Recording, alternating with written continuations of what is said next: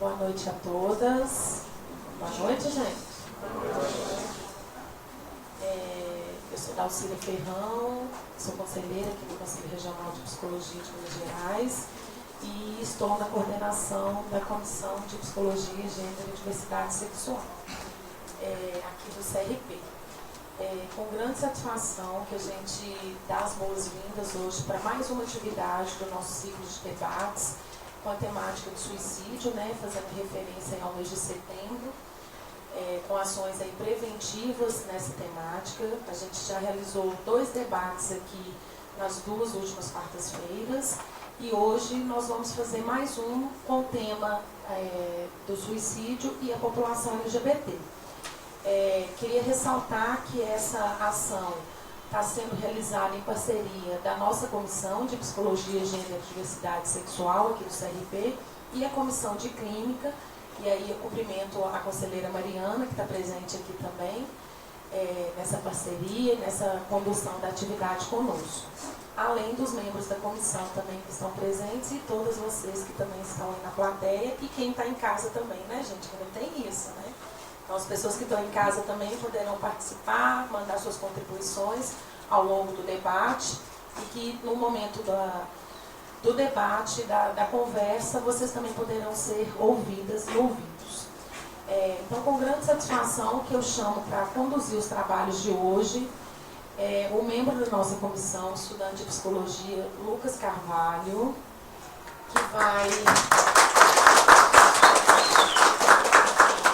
que vai coordenar a atividade e representar a nossa comissão aqui e chamar os nossos convidados.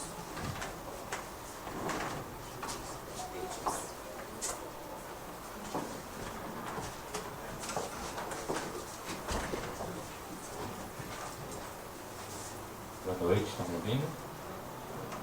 Boa noite a todas e a todos. Meu nome é Lucas, sou estudante de psicologia da UFMG e membro da Comissão de Psicologia, Gênero e Diversidade Sexual. Com muita satisfação que eu faço parte aqui nessa mesa hoje, para meu dia de atividade. A mesa se chama Prevenção ao Suicídio de LGBTs, Contribuições de Psicologia. Antes de chamar a convidada e o convidado, queria iniciar apenas com um textinho para a gente refletir um pouquinho sobre o tema. Hoje estamos encerrando setembro, que é o mês escolhido para falarmos sobre suicídio. Daí podemos falar tanto sobre o fenômeno do suicídio como um todo, ou da concretização disso, ou seja, das pessoas suicidas. Podemos pensar nos aspectos subjetivos, existenciais, que podem auxiliar um olhar analítico sobre o indivíduo, ou seja, a partir de uma perspectiva clínica, para pensarmos em intervenções psicoterápicas ou psicossociais nos casos de ideação suicida ou de tentativa de suicídio. Entretanto, convido a ultrapassarmos as barreiras da clínica individual tradicional da psicologia e pensarmos um pouco além. Se considerarmos o ser humano como seres que se constituem somente se interagirem com outras pessoas, entramos no consenso de que somos seres sociais. Ou seja, se não há convívio e interação social, não existimos. Não há bebê que sobreviva e vigore sem cuidado e um contato humano.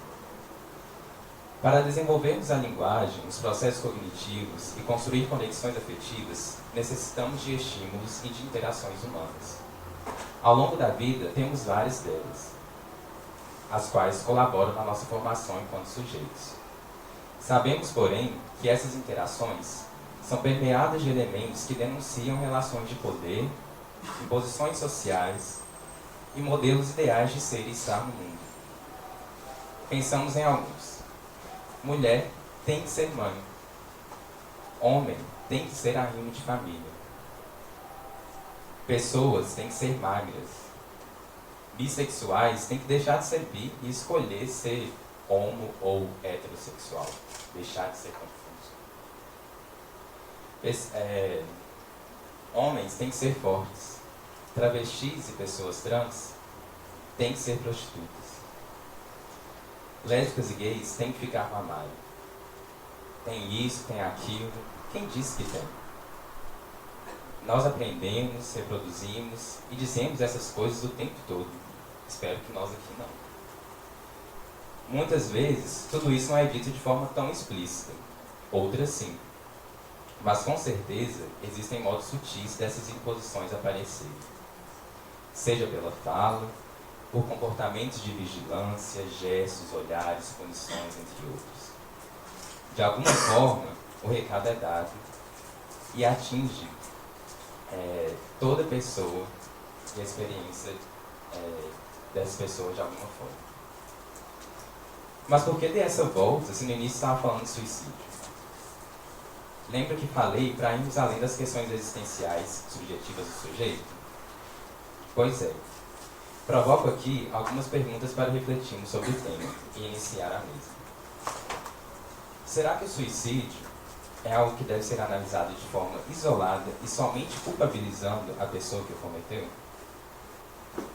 Ou será que a culpa, então, é da família e das pessoas próximas a ela, pois não foram boas o suficiente para fazer com que a pessoa se sentisse feliz a ponto de não pensar no suicídio, como muitas pessoas no senso comum acreditam?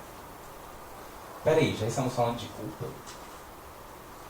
Creio que muitas vezes, quando se sabe de um caso de suicídio, o que vem à cabeça é: por quê? Quem foi o culpado? Então, coloco uma questão para refletirmos. Já que não estamos pensando a pessoa de forma isolada da sociedade, pergunto a vocês: que sujeitos que nós, enquanto sociedade, estamos produzindo como potenciais suicidas? Quais pessoas estão mais propensas a terem sofrimento psíquico por não se adequar às imposições e normas sociais? Pensando assim, parece que a culpa, ou a interferência, ou a contribuição, chamem como quiser, pode ser coletiva, geral, social, em muitos dos casos. Mas me parece que as pessoas LGBT compõem um grupo vulnerável e propenso a essas questões. Dentre os diversos impactos da LGBTfobia, um destino possível é a provocação de um ato suicida. Por isso, a relevância dessa mesa acontecer. E também para refletirmos sobre a onda conservadora maligna e retrógrada que alastra o Brasil, tentando de inúmeras maneiras institucionalizar cada vez mais o preconceito contra LGBTs.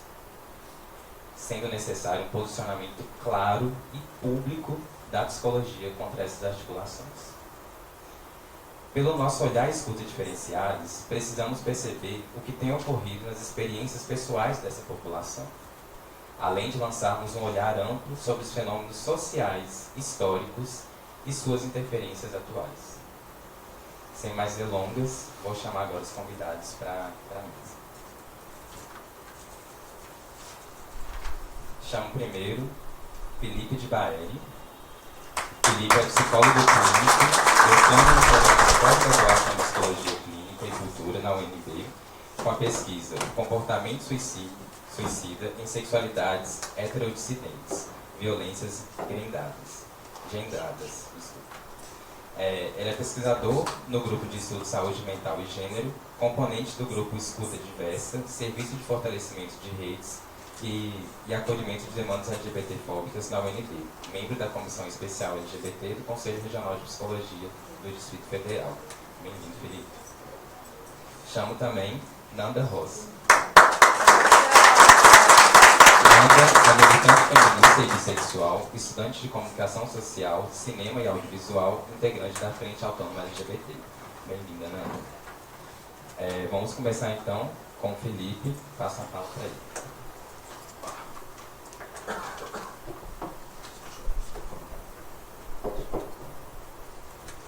Bem, boa noite a todas, todos e todes. Bem, é difícil iniciar minha fala aqui sobre o comportamento suicida LGBT sem fazer alguma menção à questão da Resolução 01 de 99.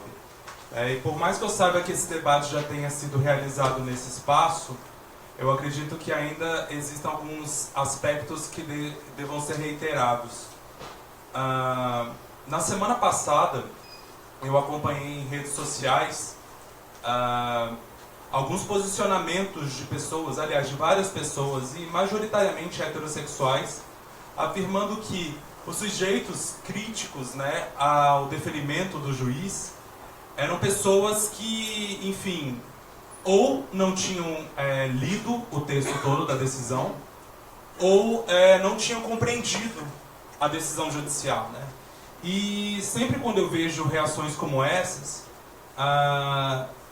me fica muito claro que existe uma boa parte da população brasileira que se esforça cotidianamente para desqualificar ou deslegitimar as violências direcionadas à população LGBT. Bem, e é preciso enfatizar que qualquer tentativa de apagamento de violências LGBT-fóbicas, o que inclui a baixa noticiabilidade, né, tem um impacto muito negativo, porque nós precisamos que notícias relacionadas às violências contra LGBTs sejam divulgados como um caráter de denúncia. Porque, de certa forma, estamos numa era da pós-verdade, né, em que os discursos eles são considerados verídicos quanto mais eles circulam nos meios de comunicação, né? Então é por isso que é também muito difícil fazer com que muitas pessoas enxerguem os malefícios decorrentes de quaisquer tentativas de reorientação da sexualidade. E além disso, a omissão da história de torturas realizadas contra a população LGBT em instituições psiquiátricas que envolve eletrochoques, lobotomia, né, a indução de enjoo em terapias de aversão à homossexualidade, enfim, tudo isso é uma tentativa de perpetuação de violências na contemporaneidade, tá? E da sua naturalização. Porque se ainda existe LGBTfobia, é porque permanece a circulação de discursos nos mais diversos espaços de socialização que endossam esse tipo de violência, né? E isso influencia a trajetória da população LGBT. Porque se desde criança o sujeito, né, ele se desenvolve em ambientes nos quais os termos bicha, viado, sapatão, mulher macho são utilizados como xingamentos, né, como será lidar com a constatação de que se é justamente aquelas ofensas que eram proferidas nos seus espaços de socialização? Além disso, é preciso chamar a atenção para o fato de que há interesses políticos e econômicos envolvidos nessa separação, nessa segregação de sexualidades tidas como normais e anormais, né? O próprio grupo, né, de psicólogos e psicólogas que realizaram a ação popular, que incorreu no deferimento do juiz lá do Distrito Federal, eles estão, de alguma forma, servindo a uma instituição religiosa, a igreja, enfim. Então surge a pergunta: a quem interessa, né, a contenção das sexualidades dissidentes? A quem interessa aprisionar a população LGBT em instituições de saúde mental? Sem dúvida, a gente está falando aqui de controle de corpos e de relações de poder. Agora, adentrando na questão do suicídio, na literatura da suicidologia, as sexualidades dissidentes, bem como as identidades trans, elas estão apontadas como fatores de risco para o comportamento suicida. Mas antes de eu dar prosseguimento à minha fala, eu acho importante fazer uma distinção conceitual do que seria o comportamento suicida, né? O comportamento suicida ele deve ser compreendido como um contínuo, um processo que engloba desde a ideação, o pensamento sobre a morte, o desejo de morrer, passando por um planejamento que pode também ficar no campo da abstração, como pode se tornar algo mais concreto, até chegar às tentativas de autoextermínio, em que um dos desfechos é a morte. Então, pois bem, na minha pesquisa de mestrado, a maioria da literatura que eu uso é de fora, tá? Porque ainda são poucos os estudos desse campo, suicídio LGBT aqui no Brasil. Então eu vou aproveitar esse espaço para compartilhar alguns resultados de pesquisas com vocês, produzidos lá fora. Inclusive, eu não montei nenhuma apresentação, mas como eu vou citar alguns trabalhos, algumas publicações, vou deixar aqui as referências bibliográficas para que vocês possam tirar foto, enfim, caso se interessem. Então é mais para, enfim, até apontar se ele está falando de determinado tema, está bem aqui. Bem, teve um estudo realizado na Universidade da Colômbia, publicado na revista Pediatrics, com uma amostra de mais de 31 mil jovens, tá? Uma pesquisa lá nos Estados Unidos. Ele apontou que a propensão para as tentativas de suicídio é de 21% maior no grupo das sexualidades dissidentes e de 4% no grupo dos heterossexuais. Então a gente está falando de 5 vezes mais uma propensão ao comportamento suicida nas sexualidades dissidentes.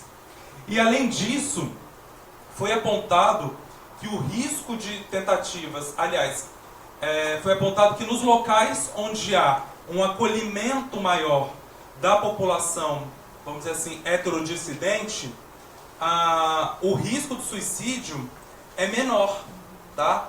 Então eles mostraram assim, que em lugares onde predomina a LGBTfobia, o risco para o comportamento suicida se manifestar é de 20% a mais do que em outros ambientes, vamos dizer assim, mais acolhedores. E esse resultado, de alguma forma, ele se alinha a outra pesquisa que foi publicada nesse ano, que teve até uma certa notoriedade, que mostrou uma associação entre a redução da frequência de tentativas de suicídio em lugares onde havia políticas de casamento de pessoas do mesmo sexo. Então, assim, isso foi em várias regiões dos Estados Unidos e isso surgiu, vamos dizer assim, mas, nossa, então quer dizer que essa associação, ela, vamos dizer assim, ela confere mesmo? Sim, uma pesquisa que foi realizada com estudantes de ensino médio mostravam que aquelas pessoas que se autodeclaravam gays, bis, lésbicas, enfim, essas pessoas, elas diminuíam a tendência à manifestação do comportamento suicida se estivessem em locais onde houvesse políticas de casamento entre pessoas do mesmo sexo, que isso denotava o quê? Uma sociedade, um ambiente social mais acolhedor para elas. Bem, aqui no Brasil há poucos estudos, tá, como eu disse para vocês, sobre o suicídio LGBT em comparação ao exterior. Mas ainda assim eu vou dar destaque para uma pesquisa brasileira que publicada em 2012, do Fernando Teixeira Filho e da Karina Rondini, porque os resultados me chamaram um pouco a atenção. O que ocorre? Foi comparada a vulnerabilidade de jovens entre 12 e 20 anos em relação à ideação e tentativa de autoextermínio. Então essa pesquisa foi realizada em 3 municípios do interior de São Paulo, com uma amostra grande, com mais de 2.000 jovens. E os resultados foram os seguintes: os adolescentes não heterossexuais, eles realmente manifestaram um histórico de tentativas de autoextermínio e de ideação maior do que a população heterossexual, tá?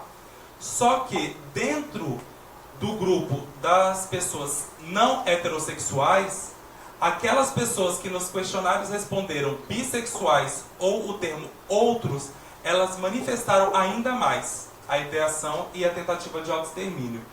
Então a gente está falando aqui que a própria definição de uma sexualidade orientada para um grupo, né, numa sociedade que tanto valoriza títulos e estereótipos, né, isso pode reduzir o sentimento de inadequação das pessoas. Mas eu acho que a Nanda vai falar um pouco mais sobre isso, né? Bem, os resultados da pesquisa do Fernando e da Karina, eles se relacionam com elementos da obra Suicídio da Juventude Queer, né? Esse livro foi realizado por um pesquisador australiano chamado Robbie Colver, e ele trabalha com o conceito da Judith Butler, da obra Quadros de Guerra. Nessa obra, a Butler afirma que uma vida ela só pode ser lesada ou perdida se ela for considerada vida, né? Ou seja, há mecanismos sociais que irão conferir a uma existência o estatuto de vida.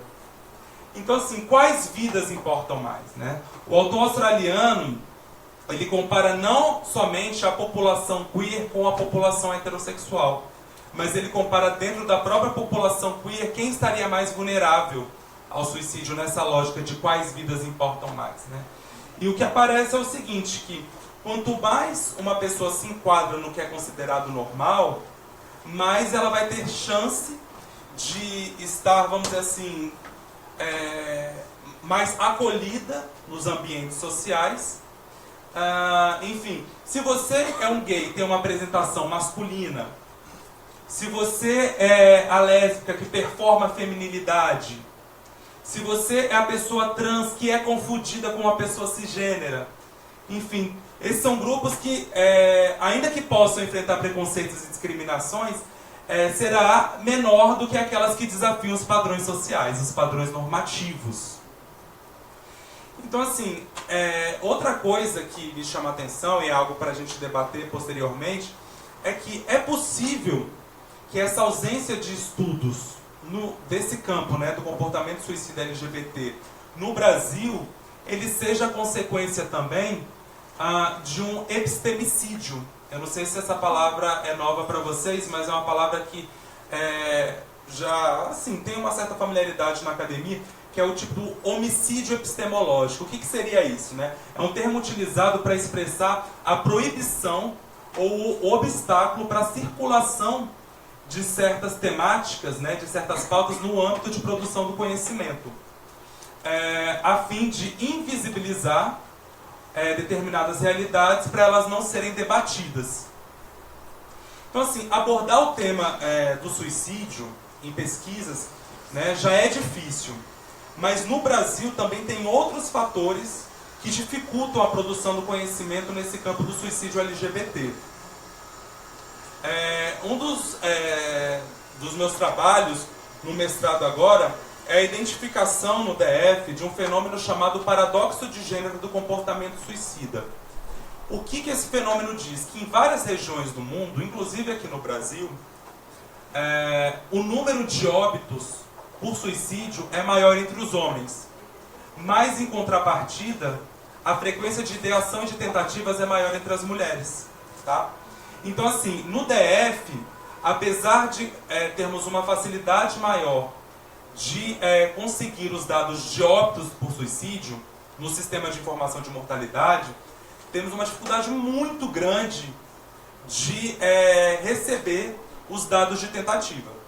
Por exemplo, eu estou trabalhando agora com uma filtragem, né, vamos dizer assim, estou fazendo uma certa separação de 16 mil fichas de notificação de violência, que são as fichas de notificação de violência interpessoal e autoprovocada, que nelas engloba também a questão do autoextermínio. E nessa triagem que eu estou fazendo, o que eu percebo aqui é muito grande o mau preenchimento desses documentos, quando assim, é inexistente o preenchimento, tá? E, enfim, na semana passada, inclusive, eu estava num centro de saúde falando um pouquinho sobre o suicídio, e teve uma hora que eu estava falando sobre essa ficha de notificação, eu solicitei para alguma pessoa, você pode, por favor, trazer para mim uma ficha de notificação de violência interpessoal autoprovocada? O que aconteceu? Não tinha no centro de saúde essa ficha de notificação, em uma das regiões mais violentas do Distrito Federal. Então, só daí vocês percebem como é difícil essa questão da necessidade do preenchimento dessas fichas. Agora, no caso da população LGBT, a situação fica ainda pior, né? Por quê? Porque nessas fichas de notificação de violência, no caso das tentativas, o que ocorre? Só de 2014 para 2015, que foram inseridas nessas fichas de notificação de violência interpessoal e autoprovocada, o nome social e a identidade de gênero, tá? Porque antes não tinha esses itens dentro dessas fichas.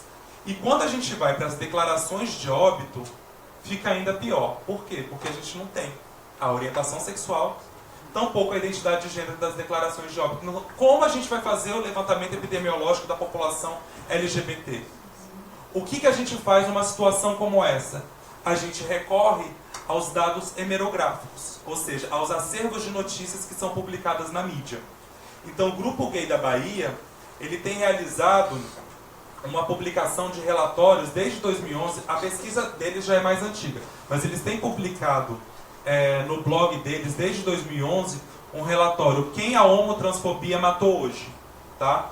Porque isso é uma forma da gente acompanhar como está sendo realizado o levantamento das violências e das mortes da população LGBT, porque nós não temos instrumentos, tá, na nossa saúde pública que possam fazer esse levantamento para a gente.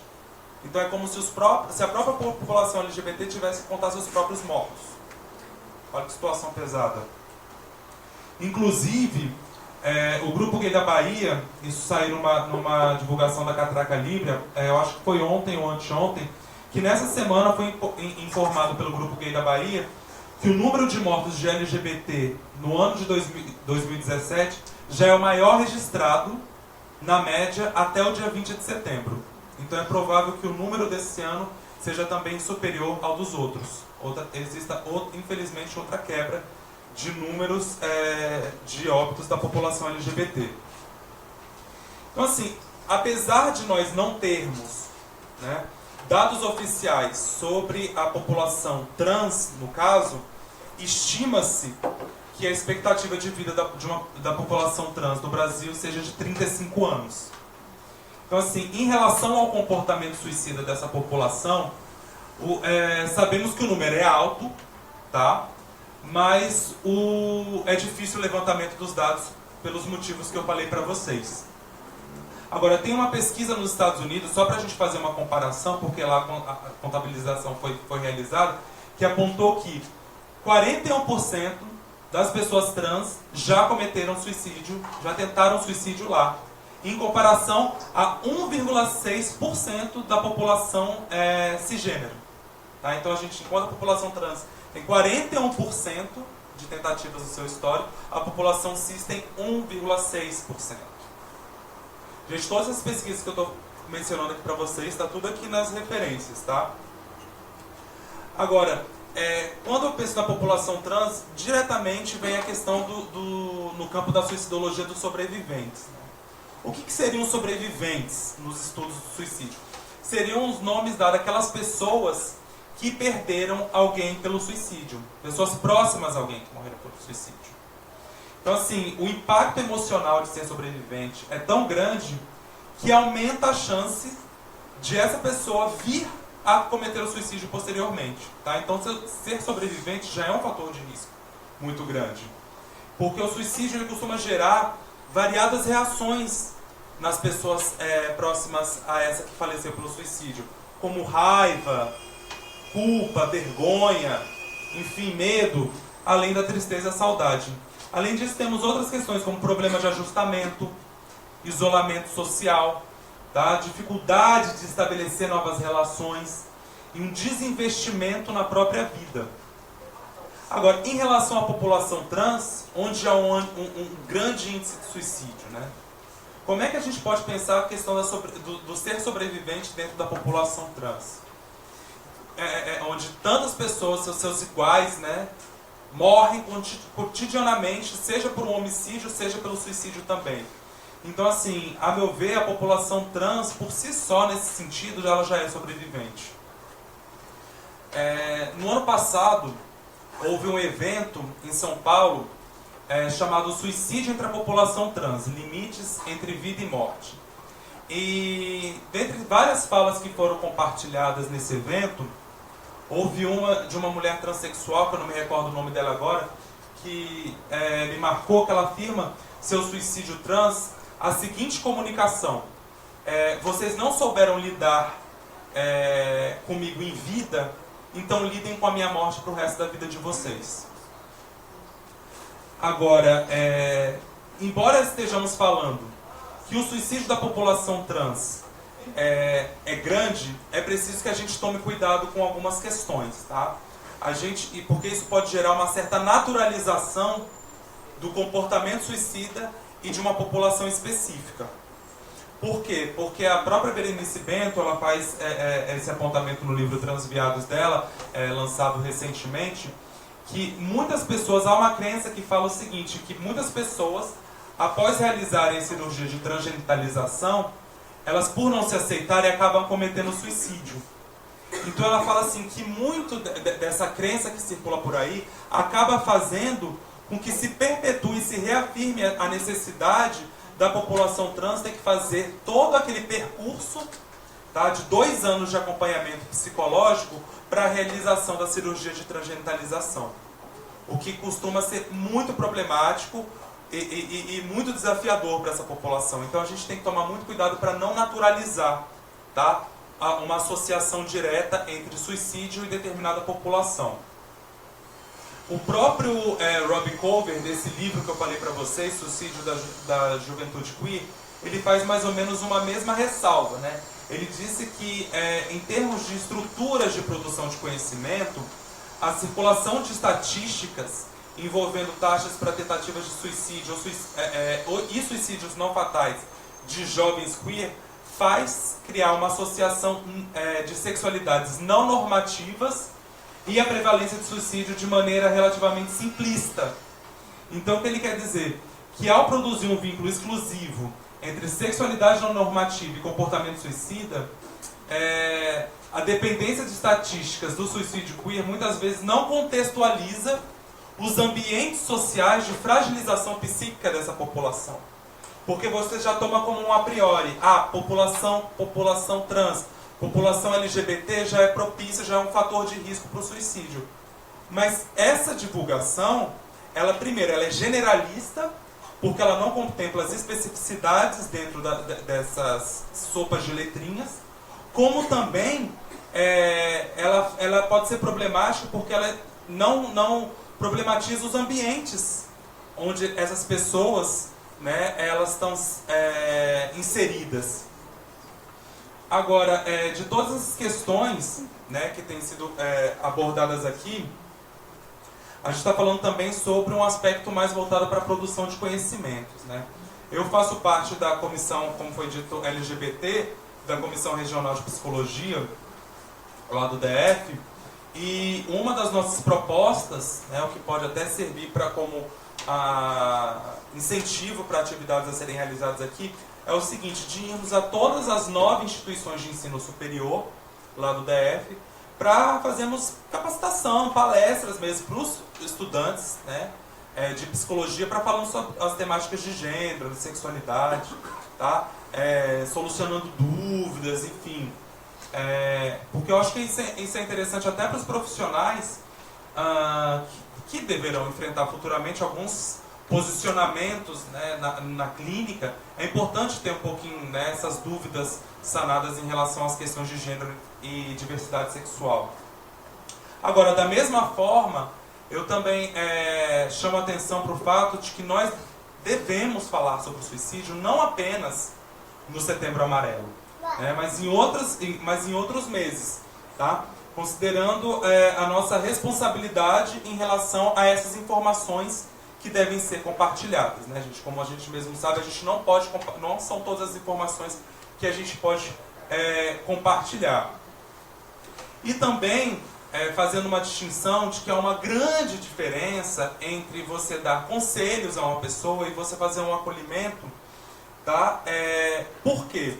Porque em muitas situações, enquanto a gente está diante de alguém com intenso sofrimento psíquico e está compartilhando com a gente um desejo de morrer, a gente tende, numa certa incapacidade, né, no sentimento de uma sensação de impotência, dar aqueles conselhos prontos, como, vai passar, seja forte, não fica assim não, enfim. Todos esses conselhos, eles costumam servir muito mais para a gente amainar a nossa angústia de ter que dizer algo para essa pessoa diante da gente, do que realmente realizar um acolhimento.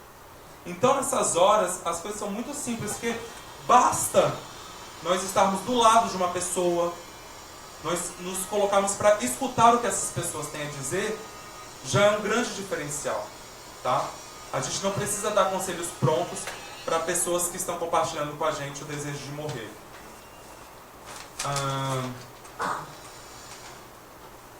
Bem, meu tempo já está acabando aqui, eu vou só...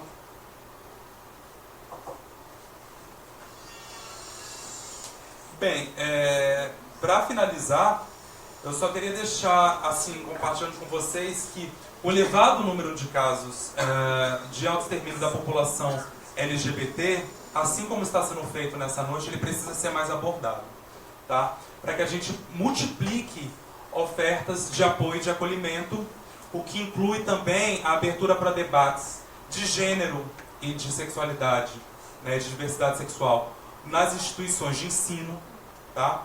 Porque a gente vive num país muito paradoxal, né, gente? Em que o STF, há pouco, ele libera, né, o ensino religioso nas escolas públicas, mas em contrapartida, existe todo um desafio, né, constante para que a gente possa debater temáticas de gênero e de diversidade sexual nos espaços de ensino.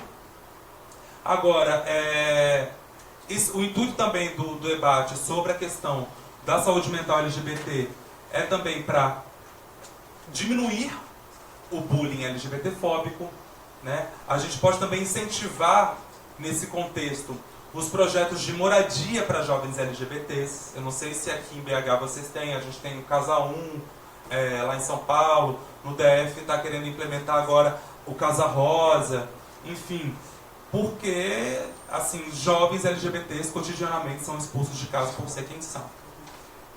E também um fortalecimento da empregabilidade da população LGBT.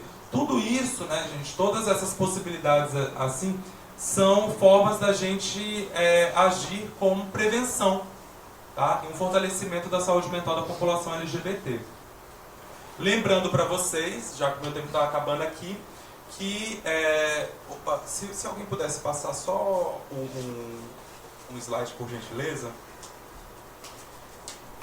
Lembrando que contamos também com o Centro de Valorização da Vida, que é essa rede filantrópica, que, enfim, caso você esteja passando por um momento de crise, ou conheça alguém que esteja passando por situações de intensa fragilização psíquica, o CVV, ele funciona 24 horas por dia, todos os dias da semana, e também pelo chat da internet, tá?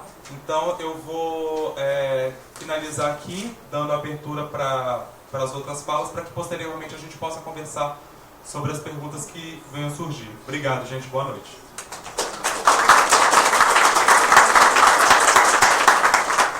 Muito obrigado, Felipe, pela fala. Muito bom aprender com você. O pessoal de casa que está assistindo pelo Facebook pode mandar as perguntas, né, nos comentários aí, que o Felipe vai responder depois da fala da Nanda, tá bom? Vou passar agora para a Nanda.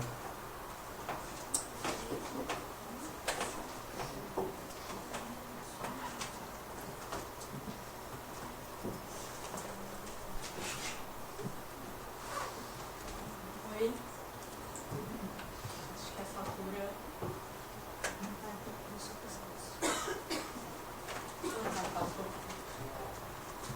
Bom, a minha fala aqui, eu queria fazer mais um tom de contar uma experiência.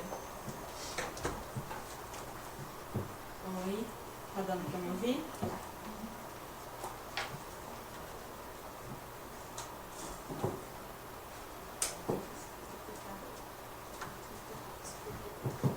O peso do microfone.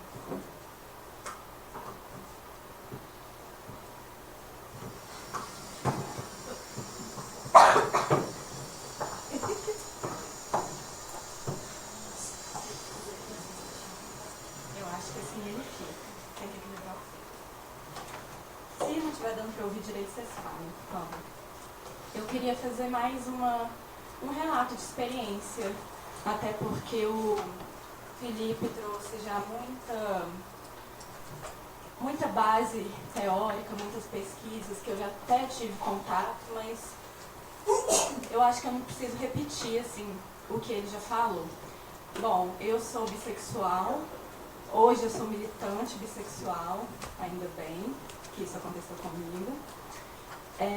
Mas o que me trouxe até ser militante foi um caminho muito doloroso. Então, o que eu tento fazer hoje é diminuir a violência para que não aconteça com jovens e adolescentes, como eu fui um dia adolescente, o que aconteceu comigo. Em relação à população bissexual, eu pego um gancho da pesquisa que ele citou, do Fernando, né, Fernando Teixeira Filho, que eu tive contato com essa pesquisa também, que disse que dentro do grupo LGBT, os jovens bissexuais eram os que tinham maior ideação suicida. E isso, a pesquisa bate, é um espelho da minha realidade, da realidade das pessoas bi que eu conheço, assim, porque eu costumo fazer um comentário, que é horrível, por sinal, de que todo dia nos grupos tem uma travesti que foi assassinada e uma pessoa bissexual que tentou suicídio. É a violência comum, assim, ao nosso grupo. Não que outros grupos, é bom falar isso, não estejam passando por essas experiências de ideação, planejamento e até mesmo efetivar o suicídio. Mas a questão da bissexualidade, eu fiquei muito feliz de ser convidada, porque é muito importante falar da nossa questão mental, do nosso problema, do não lugar e da falta de fala que a gente tem, assim, porque o grande problema das pessoas com a bissexualidade é que eles enxergam como uma subclasse que vem de outras sexualidades. Esse problema gera absolutamente todo preconceito que a pessoa bissexual sofre. Repetindo, eles pensam que a gente é uma subclasse que veio da homo ou da heterossexualidade. Isso dá a entender que a gente é metade, isso dá a entender que a gente transita por dois mundos, que a gente tem duas faces, né? Todo aquele estereótipo de falsidade que vem junto, enfim.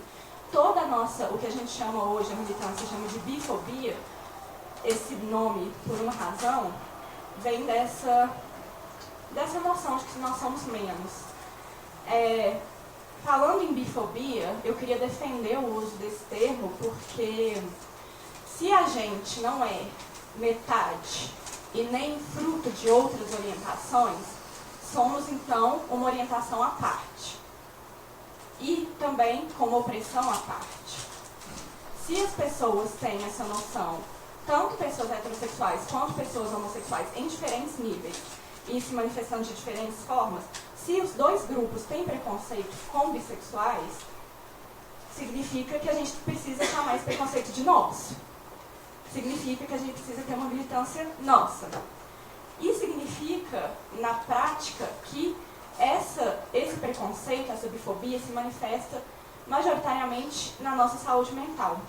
O que também aumenta o nosso estigma, porque a saúde mental, acredito que aqui deve ter psicólogos e estudantes de psicologia, ela é muito invisibilizada em relação à saúde física.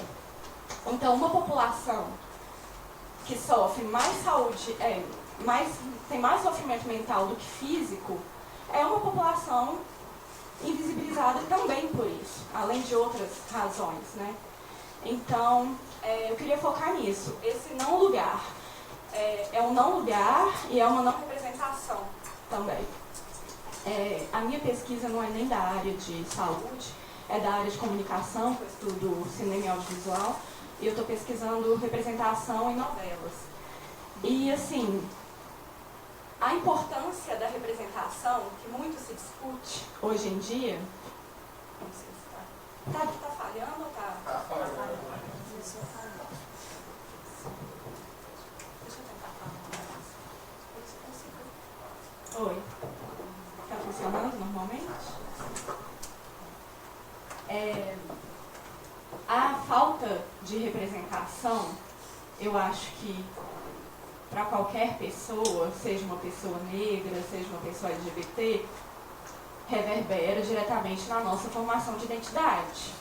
Se não temos uma representação, e nesse caso eu digo midiática mesmo, a gente já não existe. Aí imagina uma jovem adolescente que está lá assistindo representações heterossexuais, raramente representações homossexuais, nem sempre bem feitas, diga-se de passagem. E começa a perceber, essa jovem começa a perceber que aquilo ali não faz parte da vivência dela, assim, que a atração dela escorre, que a atração dela flui para além de um gênero. Foi isso que eu percebi com 18 anos. Eu conheci uma pessoa que me fez perceber tudo isso. Mas tem muita gente que percebe antes. Ainda bem, assim, acho que eu percebi tarde demais. Mas aí você se percebe uma coisa que não existe, logo você também não existe, não tem nome, e a solidão, o que eu chamo de solidão da pessoa bissexual, começa aí. Em você perceber que é diferente, mas você não tem o nome. Ah, eu sou gay, eu sou lésbica, eu sou hétero. Você não tem o nome, que é muito importante, porque o nome te leva à comunidade. A comunidade te leva à luta. Enfim, vira outra coisa. Se você não tem um nome, já, a sua relação com você mesmo já é diferente. O mundo é um e você é outro. Você é menos porque você não existe. Você não tem um nome para aquilo. Enfim. Eu acho que esse não lugar, ele se manifesta em toda a trajetória da pessoa bissexual, assim. Tanto na pessoa, do exemplo que eu dei, que está se descobrindo, quanto a pessoa que já está na comunidade, a pessoa que está na comunidade e é militante. O não lugar é jogado para lá e para cá o tempo todo, assim. Hoje, a diferença que eu vejo é que, assim, se eu não estou com os meus, eu vou sofrer apagamento. Se der sorte, é só apagamento. Mas se eu der azar, que é o que acontece na maior parte das vezes, eu vou sofrer apagamento e violência psicológica. Porque nenhum dos dois lugares está preparado para entender a complexidade da bissexualidade.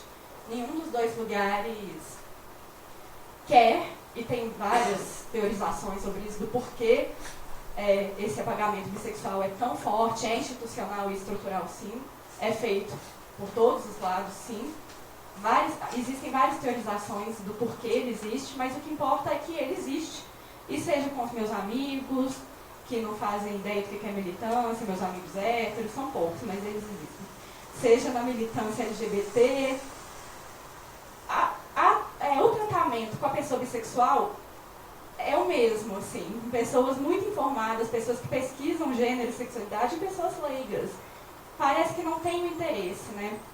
Aí, vamos entrar mais no sofrimento mental da pessoa bissexual. Eu não sou estudante de psicologia, sim, mas eu sei o que aconteceu comigo. Bom, o que aconteceu comigo foi uma violência bifóbica. Por quê? Eu fui expulsa de casa mais de uma vez, foram duas, porque eu voltei e fui expulsa de novo, porque essas coisas acontecem, a gente acha que tem que insistir em um ambiente tóxico, quando às vezes é melhor ficar longe. Mas, quando eu fui expulsa, ao ser expulsa, o que me era dito, o que gritavam para mim, era: você precisa se decidir. Você não sabe o que quer da sua vida. Isso o jovem já escuta só por ser jovem. O jovem bissexual escuta isso por ser jovem e por ser bissexual. Você precisa se decidir, você não sabe do que você gosta, você inventou que agora também gosta de mulher, como se eu não tivesse o que fazer, não tivesse o ensino médio para concluir. Então eu ficava pensando, o que eu vou inventar para irritar minha família? Mas não era isso. E o que aconteceu? Fui expulsa, procurei uma ajuda institucional que veio, mas não veio direcionada à pessoa bissexual. Então, assim, eu fui acolhida, eu procurei centros de referência, enfim, procurei pessoas, eu recebi acolhimento, mas aquele acolhimento era cheio de errinhos, assim, cheio de palavrinhas que eu também ouvi em casa. Então, mesmo que não intencional, tinha um apagamento da bissexualidade ali. E aí você pensa,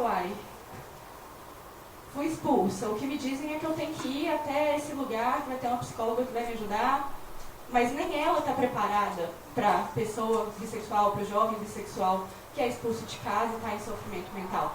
Aí, a sorte que eu tive foi que eu encontrei a comunidade bissexual, especificamente. Depois que eu fui encontrar a comunidade LGBT no geral. Na comunidade bissexual, quando a pessoa bi chega lá, encontra um monte de gente que tem problema de não lugar, um monte de gente que é sozinha também, e um monte de gente que está em sofrimento mental. Eu, sinceramente, de todos os meus amigos e conhecidos bissexuais que são muitos, eu não consigo pensar em uma pessoa que não tem algum transtorno, que não tem alguma doença mental. Eu, por exemplo, eu tenho TAG, transtorno de ansiedade generalizada, desenvolvido, assim, eu percebi isso em terapia anos depois, que ele surgiu por conta da violência bifóbica, por conta das discussões de casa. Então, os sofrimentos mentais que nós temos, em grande parte, tem a ver com a nossa sexualidade. E com o não lugar. Não é que ela se ameniza quando a gente encontra a comunidade, que é o que geralmente acontece com gays e lésbicas. Não vou nem entrar no mérito da transexualidade, porque eles estão mais juntos com a gente, assim, do que, enfim, outro lado. Fazendo uma comparação, a comunidade geralmente, nem sempre, acolhe bem pessoas gays e lésbicas. Agora, a bissexualidade, a sensação que eu tenho é que a comunidade agrava mais o seu sofrimento mental. É polêmico, assim, né, eu dizer isso, mas a gente já chega machucado e a cada rodinha de conversa, a cada evento, vai ganhando um pouquinho mais de machucadinho, assim. Você vem com a feridona, em vez dela ir fechando aos pouquinhos, ela vai abrindo aos pouquinhos. Porque, justamente como eu falei, não tem interesse em compreender a gente. Acham que a gente é infiltrado, sei lá, espião, que a gente fica ali, aqui, levando e trazendo informações, mas não. Se eu sair daqui e vou ali, nos héteros, eles me chutam também. Eles não me acham legalzinho, não. Eu, por exemplo, namorando hoje um homem cis hétero, eu não me sinto confortável em eventos de família. Eu não me sinto confortável, porque por mais que achem que eu sou hétero, eu não sou. Então, aquela piada que não é direcionada a mim, quando eles fazem aquela piada, eles esperam que eu esteja ali em comunidade, achei muito engraçado, mas me dói também. Porque eu sou algo, por mais que achem que eu não seja. Então, assim, não tem lugar. E o problema é que não tem lugar e a gente tem que ficar calado. Esse que é o grande problema. A gente engole sapo, e aí a gente vai engolindo vários sapos e chega em casa e tem uma crise. Então, assim, eu acho que é urgente que se fale da saúde mental da população bissexual. Eu acho que se falou de LGBT, suicídio, tem que falar de bissexualidade. Por isso que eu estou feliz que me chamaram para falar aqui especificamente sobre isso. O que mais que eu pensei em falar? Bom, eu acho mais especificamente da minha experiência, vou tratar vocês como amigos íntimos agora, assim, o que eu tenho para compartilhar é isso. Eu fui expulsa com 18, hoje eu tenho 24. Então eu acho que é uma boa trajetória, assim, expulsa aos 18, militante aos 24. Eu acho que eu cheguei num bom lugar, mas foi um lugar de sofrimento. O transtorno de ansiedade generalizada, ele não veio sozinho, ele veio com crise de pânico. Por ser expulsa e várias outras coisas que aconteceram, eu acabei morando sozinha. Crise de pânico, sozinha, né? Já pode imaginar. Automutilação, passei muito por isso. Hoje, ainda bem, eu não tenho crise há muito tempo. Eu sei que as crises vão me acompanhar, talvez pro resto da minha vida. Eu sei que a ideação suicida é uma colega de... toda semana, assim, ela vai lá na minha casa, ela fala, e aí, vamos? Aí eu falo, hoje não, né? Mas eu sei que ela vai me acompanhar, mas eu sei que eu posso ter controle disso. É isso que eu tento construir com os meus amigos, assim, na militância bissexual. Não é igual os conselhos ridículos, né, que foram exemplificados. Tipo, vai passear, fazer yoga, sei lá. Legal, faz bem, fez bem, eu fiz. Mas não é só isso. Eu preciso que a gente, ao mesmo tempo, ganhe espaço na militância, porque isso aqui para mim é uma terapia também, eu poder falar é uma terapia, e junto com isso a gente tem que ter controle da nossa própria doença, seja ansiedade, depressão, enfim. E aí, não sei se eu tenho algum exemplo de outras... Não, eu tenho um exemplo aqui, eu vou deixar aí para o final, de um companheiro bissexual. Bom, sobre essa minha trajetória, para encerrar o que eu tenho a dizer sobre ela, falando especificamente, não, eu falei muito especificamente, desculpa aí as falhas de oratório. Falando para as pessoas bissexuais, eu acho que o caminho que elas têm que buscar é de conversar com outras pessoas bissexuais, porque infelizmente conversar com pessoas que não são bissexuais ajuda, pode ajudar, mas ainda não tem aquela sensação. Quem é LGBT que sabe a sensação de tipo, meu Deus, eu não sou o único, eu não estou sozinho, nossa, eu também passei por isso, eu também senti isso. Então, meu conselho é crie uma rede de apoio de pessoas tenha uma rodinha de amigos bissexuais. Assim. Isso vale para as pessoas trans, para os gays, para as lésbicas, pans, pessoas não binárias, enfim, todas as letrinhas.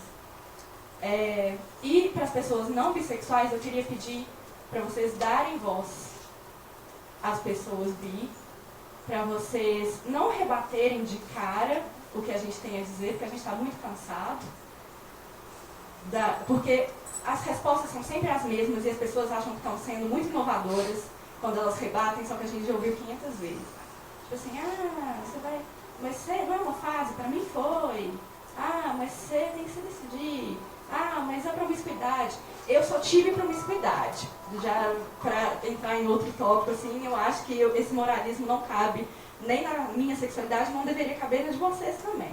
Enfim, acho que se for pra gente ser LGBT e quebrar com a heteronormatividade, vamos quebrar com o moralismo sexual, com a monogamia, vamos levar tudo junto. Então, para levar tudo junto, ouça as pessoas bissexuais, que elas têm muito a dizer sobre isso, tem muita pessoa bissexual que não é monogâmica, o que não significa que todas são, né?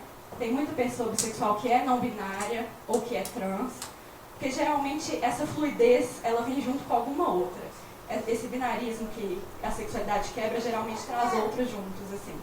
Então vamos juntar, pra gente não fazer uma coisa bonitinha e de homens, cis, gays, brancos. Vamos pegar a galera toda e fazer um negócio junto. Tem muita gente negra que é bissexual. Muita mesmo. E eu acho que, assim, quanto mais recortes você trouxer para o seu grupo, para as suas mesas, para as suas discussões, melhor é. Então, é o meu conselho, assim. Eu queria ler um poeminha, tem tempo? É rapidinho.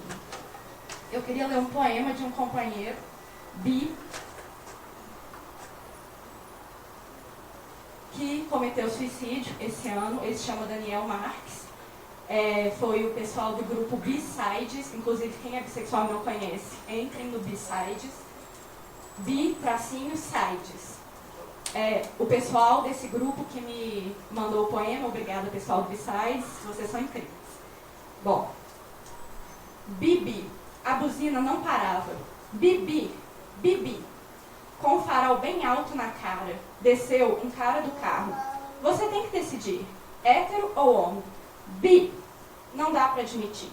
A moça na calçada passou a investir.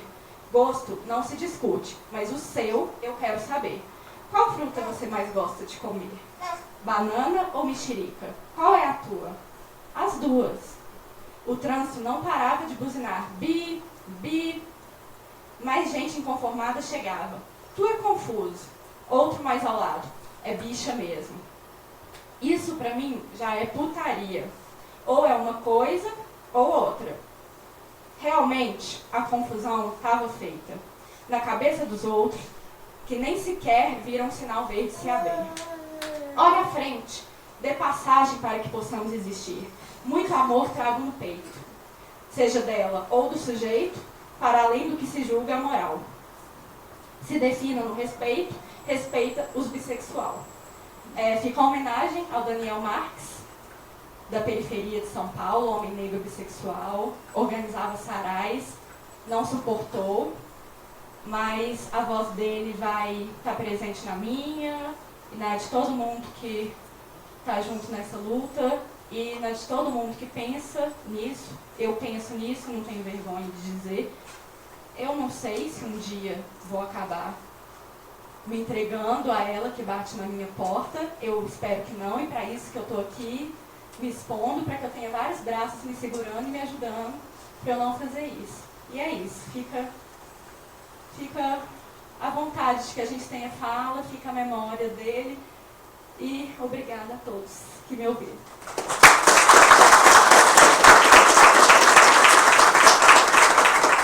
Muito obrigado, Nanda. Agora a gente vai abrir para as perguntas. Alguém se candidata?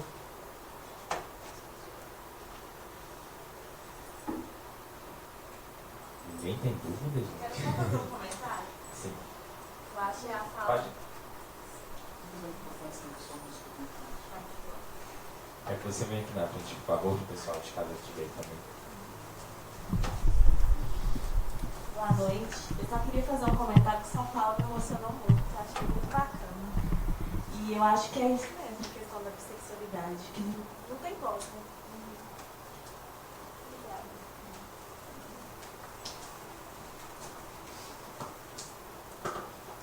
Mais alguém? Reinaldo?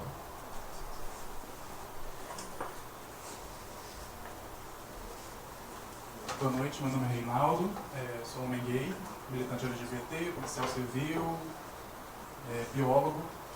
A minha pergunta é, na verdade, é mais genérica.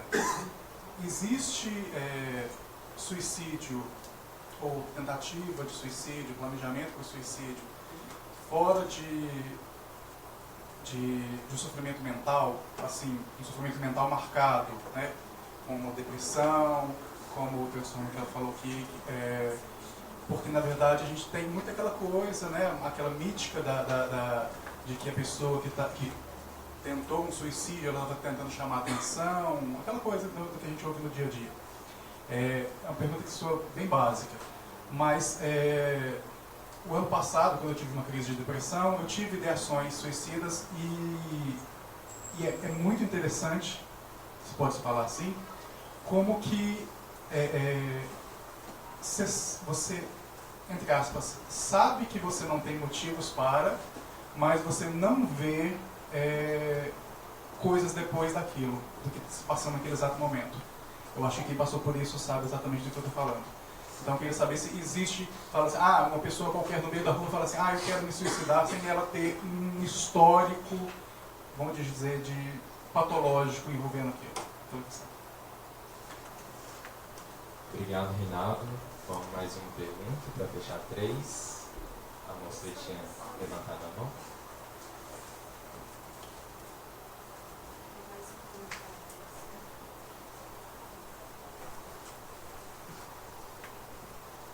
Meu nome é Lívia, eu sou estudante de psicologia na UNA, estou no 6º período.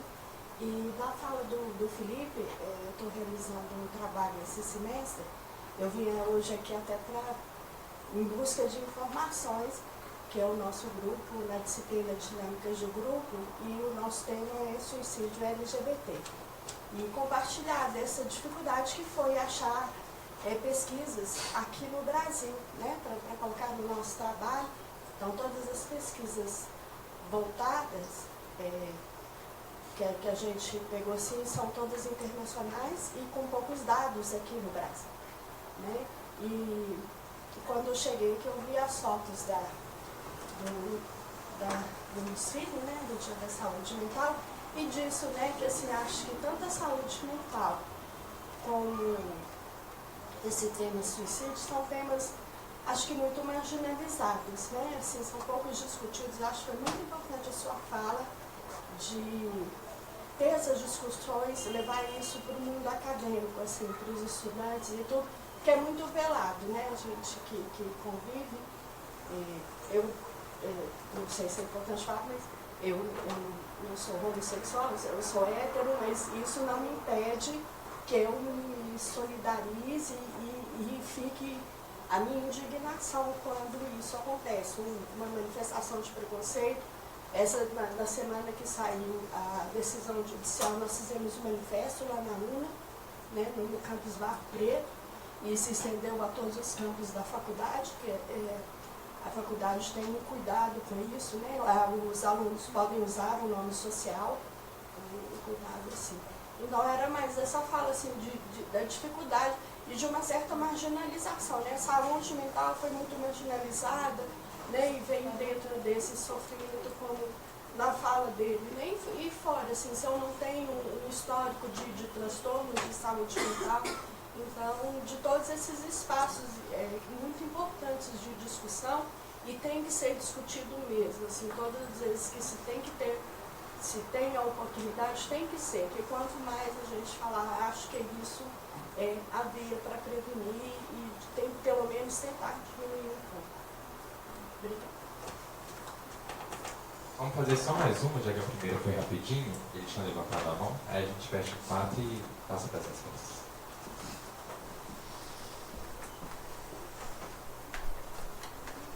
Boa noite, gente. Meu nome é Lucas, eu sou estudante de jornalismo e desde quando eu comecei a fazer meu TCC, que eu estou produzindo agora, o artigo, o tema suicídio LGBT me chamou muita atenção. Então, assim, vendo o Felipe falar, a Nanda também falar sobre essas dificuldades, eu queria pensar um pouco também a questão do papel da mídia diante disso. Porque na redação ainda é um grande tabu. Assim, já sugeri pautas sobre suicídio, mas ao mesmo tempo a gente tem medo de tratar, com medo de que as pessoas sejam influenciadas, né, a cometerem suicídio. E eu quero saber um pouco disso da mesa também, a respeito disso, porque o Felipe até falou que muitas pessoas procuram dados de suicídio, pessoas LGBTs que cometem suicídio, a partir de notícias, sendo que a gente às vezes priva o leitor, o ouvinte, enfim, o receptor que seja, de falar sobre isso, de receber essas informações. Então eu queria saber de vocês um posicionamento acerca disso, de como que a gente tem que lidar e como que isso também influencia no papel de prevenção do suicídio. Então é isso. Obrigado, Lucas. Felipe, vai se responder? Bem, começando pela primeira pergunta, eu acho que a síntese dela é: há suicídio fora do sofrimento psíquico? Me pareceu que foi isso, porque assim, na literatura estima-se que o suicídio, ele vai ocorrer, ou os óbitos por suicídio vão ocorrer com 90% de pessoas que estejam com algum transtorno mental. Mas aí a gente pensa, e esses 10% aí, né, que não está nesse número, nessa amostra? Olha, na verdade, quando a gente pensa na questão do suicídio, a gente tem que ter, primeiro, uma responsabilidade para abordar o tema, mas também a omissão que me soa um pouco problemática. Porque, assim, há várias correntes filosóficas que questionam, vamos dizer assim, para que existir, ou a autonomia da pessoa em relação à própria vida.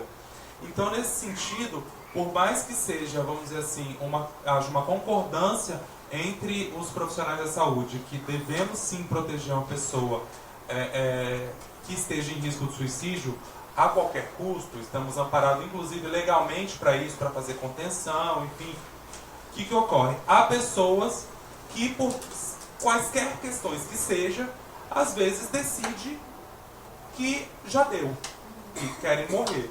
Então não necessariamente essas pessoas têm algum transtorno mental, têm algum histórico de adoecimento mental, mas ainda assim elas querem. Só que esse número, ele não é um número elevado. As pessoas tendem a recorrer ao suicídio como interrupção do sofrimento, enfim, como essa, vamos dizer assim, essa fragilização psíquica intensa diante de um quadro de transtorno mental, ok?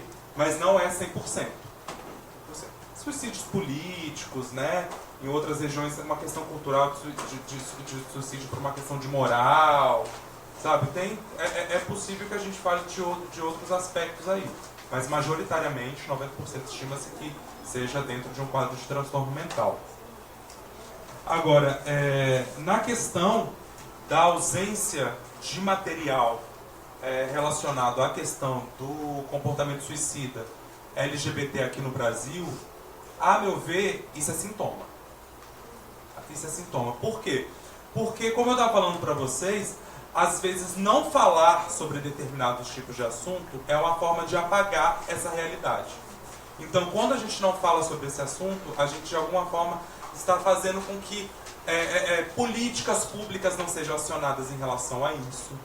A gente está fazendo com, indiretamente ou diretamente, que sofrimentos, né, como a Nanda falou, aconteçam recorrentemente sem encontrar espaços para serem compartilhados, para serem amainados.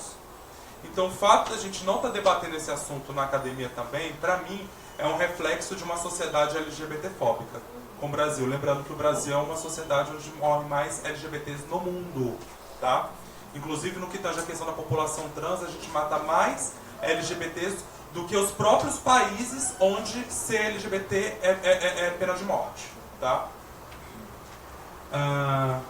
Bem, em relação ao suicídio em mídia, existe um documento que está no Google, que vocês podem baixar, está de fácil acesso, que é o Manual de Prevenção do Suicídio direcionado para mídia, tá?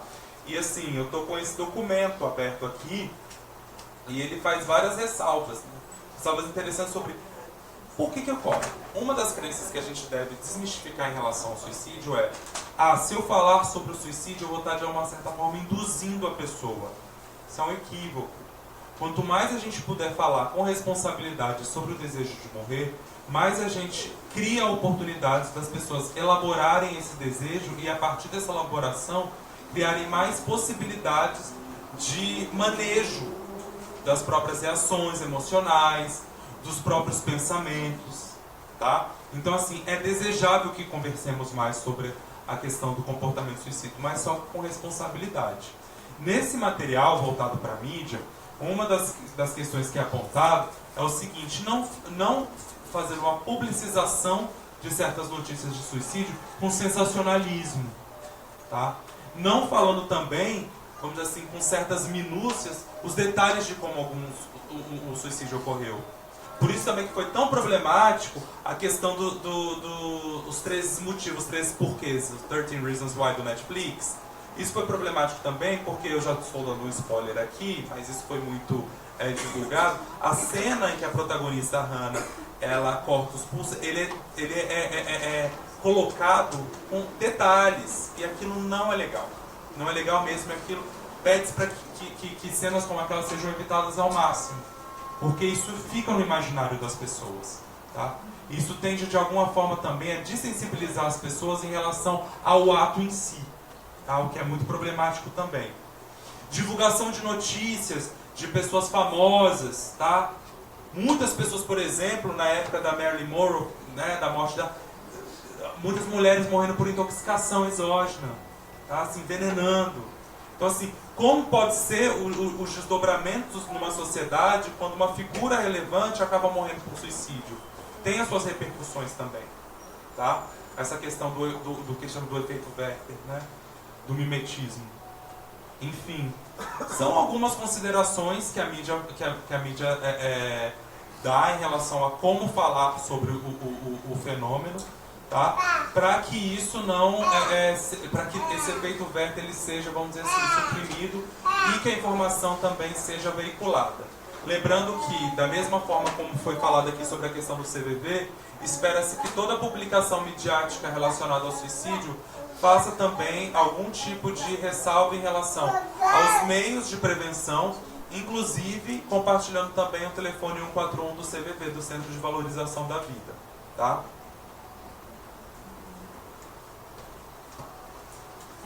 Só para completar sobre a questão da mídia, eu acho que assim, seria importante se a redação, eu não lembro quem fez a pergunta para você, se a redação decidisse por falar do suicídio.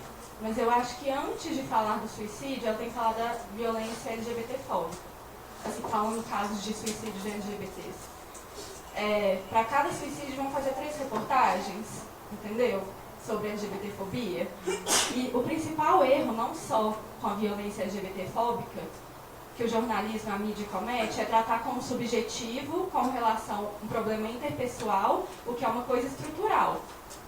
Por exemplo, o que a gente mais vê por aí é assassinato, feminicídio sendo tratado como problema de relacionamento entre dois indivíduos que vivem num vácuo que não tem misoginia. É a mesma coisa com a população LGBT. Não se pode tratar o suicídio do fulano como, o fulano teve problemas pessoais e aí faz a biografia dele, chama amigos e todo mundo para falar da rotina dele. Vamos falar de quem ele é na sociedade. Se matou porque é LGBT. Por que isso aconteceu com ele? Vamos divulgar a LGBTfobia, vamos combater, né? E vamos divulgar as formas de prevenção. Eu acho que uma reportagem construída dessa maneira, baseada nessa ética, não tem o efeito negativo que as pessoas tanto temem. Eu acho que é mais falta de vontade de tratar do assunto que mascara com ai meu Deus, vamos falar de suicídio, todo mundo vai se matar. Não estão preocupados com as vidas LGBTs, não estão preocupados se o suicídio daquele ali vai fazer o outro morrer. Né? Tem gente que até quer. Eu acho que a questão é outra, assim. E o negócio só um complemento mesmo, porque ele já falou perfeitamente da 13 razões por quê, da Hannah. Eu acho que a ética que existe no jornalismo, ela pode se manifestar no audiovisual de uma maneira que valha essa regra, sim. Não vou estetizar, não vou tornar estético, palatável e bonito o que não é bonito. Não vou fazer filmes da favela glorificando, enfim, Cidade de Deus, por exemplo, que é uma discussão muito forte no cinema, que eu sou do cinema, glorificando e colocando um som muito massa enquanto o menino está atirando. Porque isso coloca um filtro bonito, como se colocasse um filtro do Instagram. O suicídio da Hannah é isso, assim. Eu acho que a ética de se falar disso não pode. Ela tem que vir antes da desculpa do medo de não falar sobre suicídio. É isso. Obrigado, gente. Lembrando ao pessoal de casa que pode mandar perguntas pelo Facebook. Vamos abrir para mais uma rodada, para algumas perguntas. Reinaldo.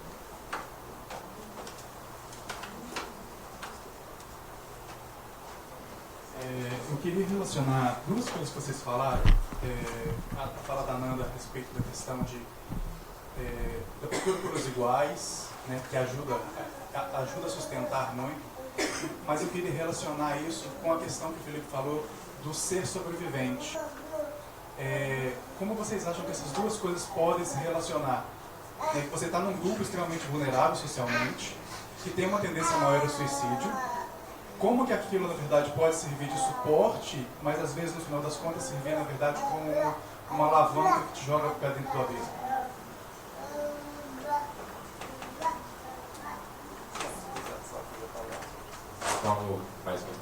Vamos fazer a rodada de 3, aí a gente abre para essas coisas. Mais alguém?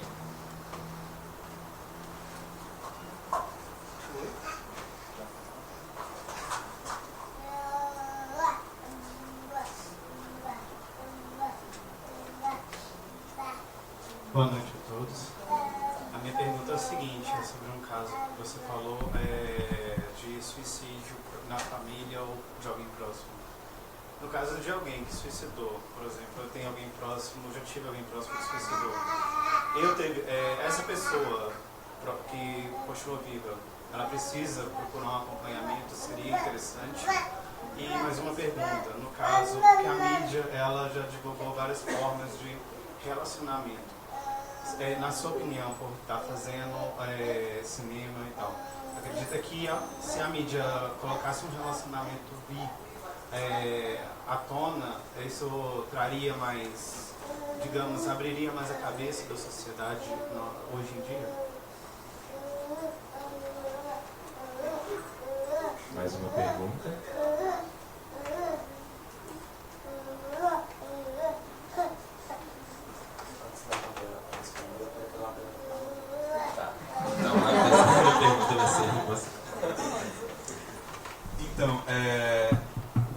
só estudo a questão do comportamento suicida da população LGBT. Assim, por fazer parte também do grupo de saúde mental e gênero, toda a minha pesquisa ela é atravessada pelas temáticas de gênero também. E eu tenho visto, assim, de narrativas, enfim, como tende-se a ter essa concepção de que a masculinidade, a virilidade, ela tem que ser constantemente comprovada entre os homens. Então, assim, sabemos que existe esse caráter de fetichização da lesbianidade, enfim. Quando isso dentro da população bi, né? Como isso acaba entrando dentro da população bi, a fetichização da lesbianidade de duas mulheres, né, se relacionando, e também a questão da problemática com os homens, né? Porque como existe uma fluidez e uma aceitação social na perspectiva da fetichização do relacionamento entre duas mulheres, com o homem ele geralmente tende isso, assim, ter um caráter mais assim incontestável. Se ficou com outro homem, é incontestavelmente gay. Então eu queria que você falasse um pouquinho sobre isso aqui, tá? Vou responder a dele primeiro, se não esqueço. A fetichização de duas mulheres, eu acho que é das coisas mais hipócritas que existem, assim, porque as mulheres lésbicas e bissexuais não podem, sofrem um preconceito gigantesco e, ao mesmo tempo, estão lá no topo das buscas de pornografia. Então, assim, né, vocês gostam, mas é só pra você, né? Elas, entre elas, não podem compartilhar os desejos. A fetichização com as mulheres bissexuais, eu digo que existe quando nós estamos com mulheres, mas o que eu vejo mais forte, assim, a primeira coisa que pensam quando pensam mulher bi é homenagem.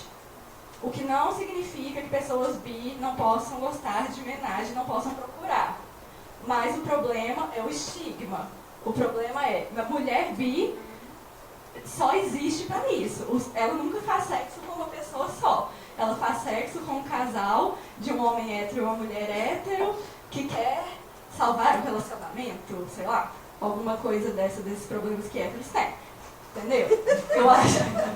Eu acho que a gente não existe, a gente não deve pensar na gente como só isso. E a fetichização que a mulher bi sofre, assim, a gente anda com homenagem escrito na testa. Isso é um problema gigantesco e tem que se falar sobre isso. Até agradeço a pergunta para eu poder reclamar disso, porque ninguém merece. Sobre os homens bissexuais, nossa, a gente tem muita dificuldade de colocar eles em visibilidade. É muito difícil, porque eles existem, mas eles estão muito dentro do armário. Muito, assim. Existem, claro, tem fora do armário. Eu tenho amigos importantíssimos para mim que são militantes e tal, mas tem muito homem bissexual dentro do armário. Seja pensando assim, seja mascarando a bissexualidade com uma heterossexualidade, seja mascarando com uma homossexualidade, ou até mesmo na solidão bi mesmo, mas dentro do armário sempre. E o fato de dizerem que o homem bissexual é gay, eu acho que só mostra o tanto que a sociedade é machista, porque a mulher bissexual também é hétero na cabeça das pessoas. Ela é hétero que faz homenagens quando o cara quer se divertir com a namorada.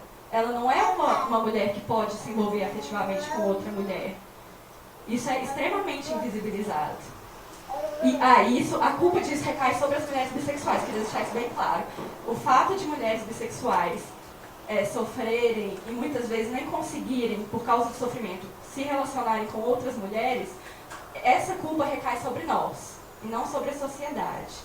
Então, nós somos assim, massacradas muitas vezes quando a gente está namorando com um homem, cis, enfim, por essa questão. Mas eu queria que as pessoas pensassem primeiro no porquê das coisas acontecerem, no porquê certas escolhas serem feitas, assim. E no porquê todo mundo falar que o homem bi prefere homem e a mulher bi prefere homem. Né? Assim, por que será, né? Sobre a representação, vou emendar tudo rapidinho. A representação no audiovisual, eu acho que ela é muito importante, mas tem surgido uma tendência de fazer representação bissexual ou pansexual mascarada de eu não tenho rótulos. Tudo bem a pessoa não ter rótulos, é legítimo, essas pessoas são bem-vindas no movimento, mas essa não pode ser a única representação no audiovisual. É importante colocar a palavra bissexual. Existem inúmeros seriados com representação bissexual que não é uma boa representação bissexual, porque não fala a palavra ou porque ridiculariza. How to Get Away with Murder, Orange is the New Black, House of Cards, eu posso ficar aqui até amanhã falando. Tem muita. E muitas vezes as pessoas assistem e não fazem ideia, ou seja, não é efetivo. Se você assiste e não percebe a representação bissexual, ela não é efetiva. Como ela seria efetiva? Chamando de bissexual, ou de pansexual, ou outra identidade que seja para além de um gênero. Tem que mostrar, denominar e não culpabilizar e ridicularizar. Tem todo um processo, assim, mas é possível. Existem boas representações, eu estou estudando, a minha pesquisa, eu comparo duas novelas, Em Família, que tinha a Clara, que era Giovanna Antonelli, com uma franjinha, que ela casou com outra mulher que era fotógrafa. Essa é uma boa representação, mas não teve audiência, essa novela, porque ela fala, ela até é não monogâmica, porque ela amava os dois ao mesmo tempo, o marido que tinha doença no coração e a fotógrafa pela qual ela se apaixona. Essa é uma boa representação, mas não teve audiência. E uma má representação, só para dar um exemplo, eu não sei se vocês lembram, com o personagem secundário, o que já diz alguma coisa. O Félix, da novela Amor à Vida, casou com o Nico. O Nico, antes de ficar com o Félix, era casado com o personagem do Marcelo Antoni, que se relaciona com a Daniele Vinitz, que era Barriga de Aluguel. O personagem do Marcelo Antoni é bissexual. Por quê? Ele é legítimo o que ele sente. Não estou falando de amor, não, era só tesão mesmo, o que é válido também. Ele é legítimo o que ele sente pelo personagem da Daniele Vinitz e o que ele sentia pelo marido dele. Mas essa representação é furada, é super mal feita. Inclusive, tem uma entrevista do Marcelo Antoni, perguntaram, e o personagem, a bissexualidade dele? Isso aí não existe não, meu personagem é gay, ele é inclusive um gay muito masculino, que se porta muito bem. Então, assim, vem um combo de besteira, né? É isso, tem chance de fazer coisa boa e vamos divulgar coisa boa.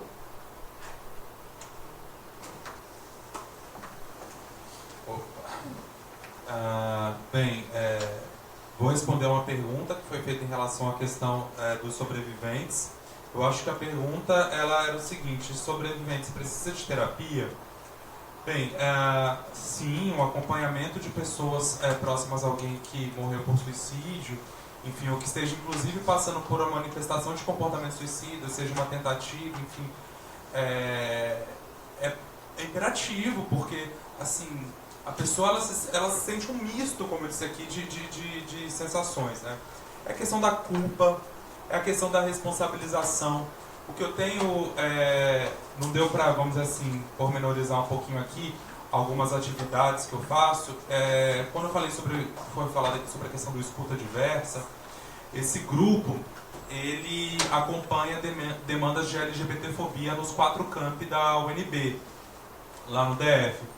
E, enfim, em cada camp que a gente vai, a gente acaba notando um pouquinho as especificidades das demandas de LGBTfobia a partir da configuração do campus. Por exemplo, no campus da região do Gama, onde existe uma predominância de cursos de exatas, né, as engenharias, as demandas são muito grandes das mulheres, por causa da misoginia, tá? Porque são cursos que têm uma predominância de homens, a lesbofobia intensa.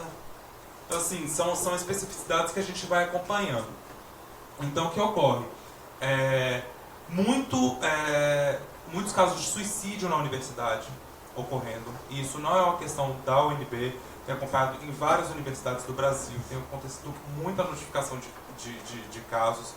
Então, o que ocorre? Diante de um suicídio dentro de um espaço universitário, por exemplo, o que fazer? A gente acaba indo para vários espaços para fazer o que a Ana estava falando aqui. Narrativas das pessoas, o compartilhamento das vivências, o que elas estão sentindo, é uma forma também de fazer com que elas consigam, vamos dizer assim, diminuir um pouquinho do peso que elas estão carregando pela dor, sabe? Então, assim, sempre quando a gente se depara com pessoas próximas a alguém que morreu por suicídio, não precisa necessariamente serem parentes, né? A gente está falando de colegas de turma, inclusive colegas distantes, aquelas pessoas que nem se comunicavam, mas sabem que uma pessoa lá do curso delas acabou falecendo, e isso, vamos dizer assim, gera uma mobilização interna intensa. Então, assim, bem, dentro do campo da suicidologia fala-se que uma pessoa, tipo assim, que quando uma pessoa morre por suicídio, ela afeta diretamente de uma forma intensa 6. Esse número eu acredito que seja muito pouco. Porque, assim, a rede, hoje em dia, principalmente pela essa difusão, essa conexão que a gente tem em redes sociais, em espaços de socialização, é muito intensa. Então, assim, a gente tem que fomentar, acima de tudo, espaços terapêuticos para que as pessoas consigam compartilhar as dores delas. E compartilhar não só um sofrimento, vamos dizer assim, uma tristeza, uma saudade, mas às vezes outros sentimentos que aparecem em contextos como esse, como a raiva. Poxa, eu estou sentindo muita raiva, por que aquela pessoa fez isso comigo? Né? Aquela responsabilização que as pessoas sentem. Eu não consigo dormir porque eu sinto, me acompanha cotidianamente o fato de que eu poderia ter feito alguma coisa para evitar essa situação. A culpa é muito presente nesse contexto. Então, dá a oportunidade das pessoas falarem sobre isso e ouvirem também outras narrativas e perspectivas de conversas de grupo, possibilita, vamos dizer assim, uma diminuição das dores nesse processo. Mas, assim, é essencial que ele exista.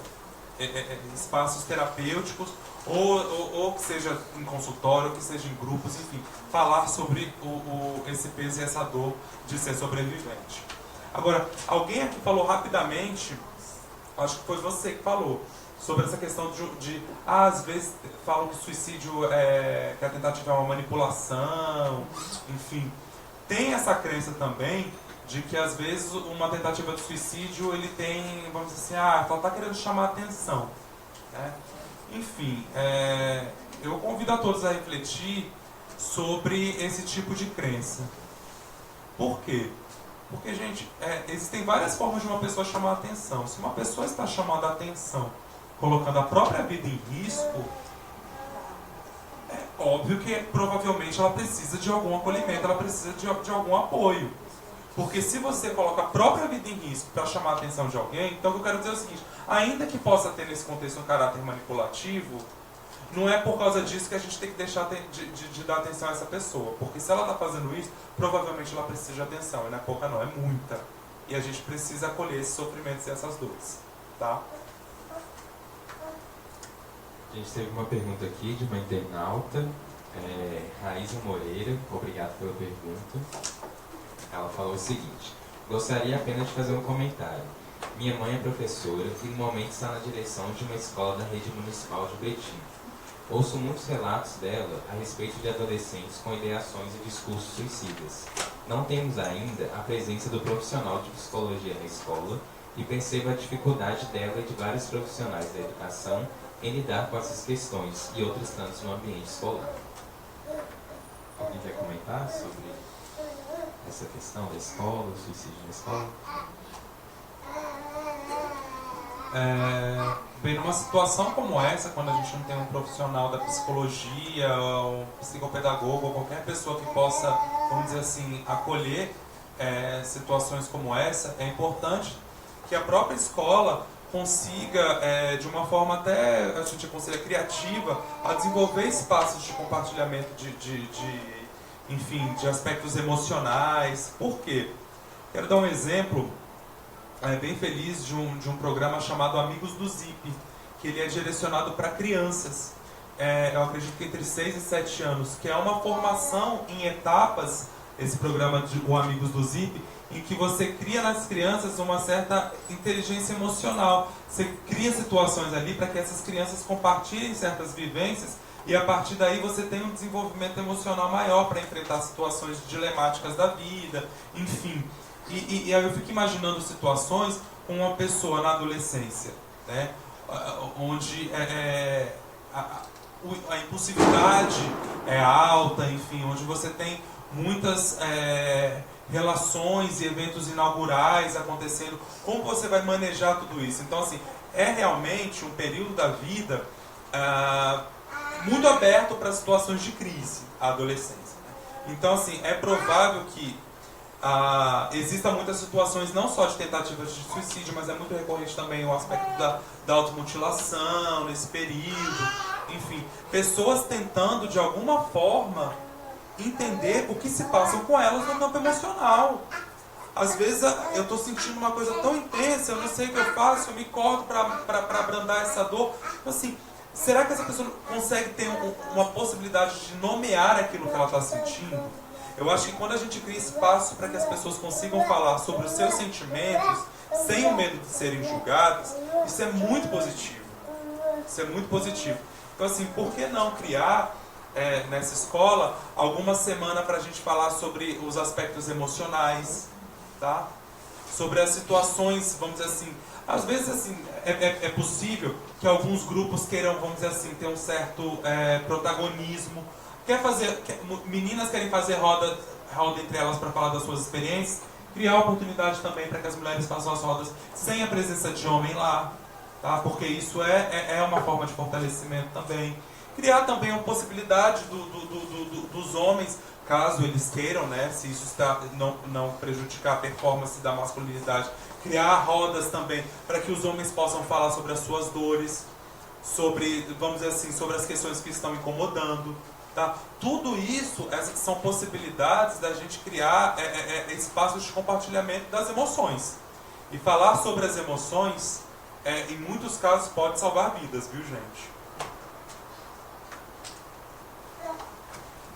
A gente ainda tem um tempinho, mas alguém quer fazer pergunta?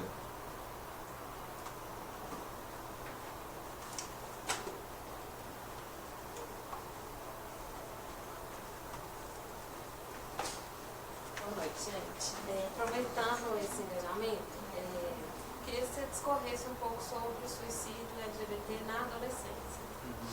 Essas pesquisas que você teve acesso, tem algum dado com outra faixa etária maior de risco? Porque, como você já disse, é um período do desenvolvimento humano que está muito mais suscetível do que a outros, né? Ainda linkando essa questão da sexualidade, de aceitação, familiar, entre outros. Tem algum dado a mais, alguma forma de prevenção? Os trabalhos trazem alguma coisa assim voltada para a adolescência? Mais alguma pergunta para essa rodada? Vocês vão pensando aí, ele vai responder. Bem, em relação à população LGBT, o que ocorre? Acaba que muitos jovens acabam, vamos dizer assim, descobrindo ou entrando em contato com as questões sexuais nesse período. Então, assim, é um período de muita mobilização interna. Eu acredito que até como um caráter preventivo, se tivéssemos a oportunidade de debater mais gênero e diversidade sexual desde a infância, porque isso não é uma pedagogização de sexualidade, mas sim uma oportunidade para que a gente consiga inserir dentro dos espaços de produção de conhecimento e da educação uma aceitação da diversidade, muitas pessoas que nem como eu falei aqui sobre a questão do Amigos do Zip, poderiam chegar na pré-adolescência e na adolescência muito mais, vamos dizer assim, aptas para entender o que se passa com elas e conseguir também entender o que se passa com a outra pessoa. Sabe, em espaços de socialização, porque a gente fala de escola, a gente fala muito de espaços de socialização também. A gente está falando de bullying, a gente está falando das pessoas que estão no processo de formação e que não se enquadram nos padrões normativos que vão sendo formados nesse período. Né? Você quer ver um exemplo bem pertinente dentro da questão do gênero? Por exemplo, ser homem, atravessar o desenvolvimento como homem, ele tende a ser bem mais fácil, porque o homem chega na adolescência, cresce a barba, cresce os pelos, né? Vamos dizer assim, ele vai se desenvolvendo, então assim, ele não precisa fazer absolutamente nada para ele ter uma inteligibilidade de homem na sociedade. Mas uma mulher que atravessa a adolescência e ela não começa a performar a feminilidade, vamos dizer assim, faz a unha, depila, faz isso, faz aquilo. Então tem que ter toda, vamos dizer assim, uma incorporação de novas práticas para você ter a sua feminilidade, o seu reconhecimento como mulher. Tá? Então assim, a gente já vê aí uma diferença grande, né? Vamos dizer assim, no passar pela adolescência. Agora, dentro da população LGBT, a boa parte das pesquisas que eu tenho, vamos dizer assim, visto, inclusive essa que eu citei do Fernando Teixeira Filho, trabalha com jovens, né, justamente nessa perspectiva, e isso também é endossado pelo aquele livro, né, do suicídio da juventude queer. Se você, né, já consegue desde cedo estipular uma identidade sexual para você, tipo, sou homo, não sou hétero, eu sou o oposto disso na lógica oposicional, né, hétero-homo. Isso já de alguma forma lhe ajuda a circular em vários contextos. São justamente as pessoas que não conseguem uma certa definição nesse período que vão ter mais dificuldades de inserção em grupos de socialização, e provavelmente vão ser essas pessoas que vão ter, vamos dizer assim, uma fragilização psíquica maior, como a própria Nanda estava falando. Mas eu acho que deixa a Nanda complementar essa fala aqui.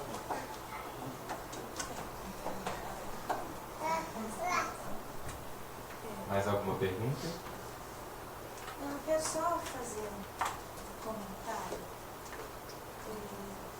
Então, hoje nós estamos chegando à nossa terceira mesa desse ciclo, né?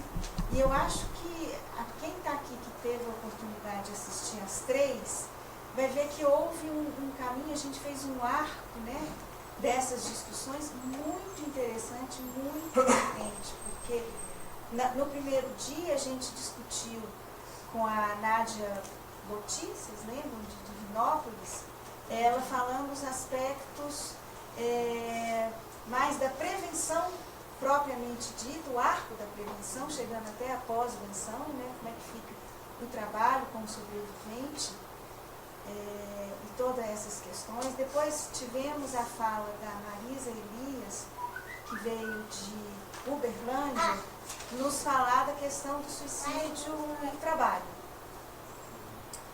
Na sequência, tivemos o Marcelo Tavares, que aí falou a questão do luto, família, os sobreviventes, enfim. Toda essa construção de como é que, né, não aparece subitamente um suicida. Houve ou um silenciamento, ou a criação de um sujeito que em algum momento recorre a isso. E que quando a gente pensa que para cada suicídio houve 4 tentativas, quer dizer, são 4 momentos em que foi possível escutar, no mínimo esses 4. Né? Então eu acho que para quem é da psicologia aqui, isso é muito revelador. Né? A gente tem que prestar muita atenção nisso. E aí hoje com vocês, que eu acho que aí completa um pouco, né, dá pelo menos um primeiro sentido de completude ao nosso ciclo, que eu acho que daqui para frente a gente tem que ampliar e aprofundar. Né? Sempre nessa perspectiva assim, não desse o poder, não é manter as pessoas vivas a todo custo. Não é isso. É manter a nossa capacidade de escutá-las, o nosso dever ético de estar atento, né? Nós como profissionais, nós como comunidade de gente, né? Porque quando a menina da escola fala, não tem um profissional disso. Não, mas a escuta, o fazer falar, não depende do profissional da psicologia, também é uma outra mitologia, né? Quer dizer, é possível fazer falar e escutar e gerar soluções muito potentes. Então eu queria agradecer demais vocês, agradecer quem está aqui, agradecer quem está no online, né? E dizer o seguinte, isso tudo, né? Contar que a fala está sendo filmado, gravado, para a gente ter um registro de qualidade, para depois voltar isso para a comunidade, né? Como um registro que a gente teve dessas iniciais discussões sobre suicídio. Então, falando aqui pelo conselho, né, que eu estou agradecendo a vocês.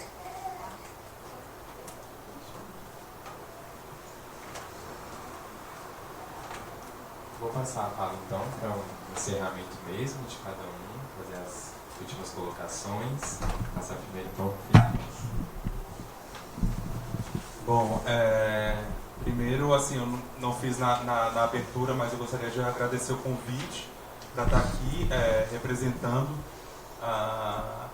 esse dia, né, que essa temática é tão importante, como a gente falou aqui, e infelizmente pouco debatida. Espero que a partir desse encontro daqui vocês consigam levar essas temáticas também para outros espaços, para que a gente consiga difundir, vamos dizer assim, e abranger mais a conversa sobre o comportamento suicida, envolvendo também as interseccionalidades. Vamos falar sobre o comportamento suicida e a saúde mental da população negra. Vamos falar sobre a população LGBT, né? A gente tem que abranger o máximo possível para que outras, vamos dizer assim, existências consigam ser integradas nesse debate. Senão a gente não vai conseguir, vamos dizer assim, justamente aquelas pessoas que precisam mais, vamos dizer assim, terem suas existências dialogadas, enfim, que mais precisam de apoio emocional, vão ser as invisibilizadas. Então é muito importante esse evento de hoje. Me sinto assim, gratificado por estar aqui e agradeço a presença de todas e todos e todos vocês, tá? Obrigado, gente. Boa noite.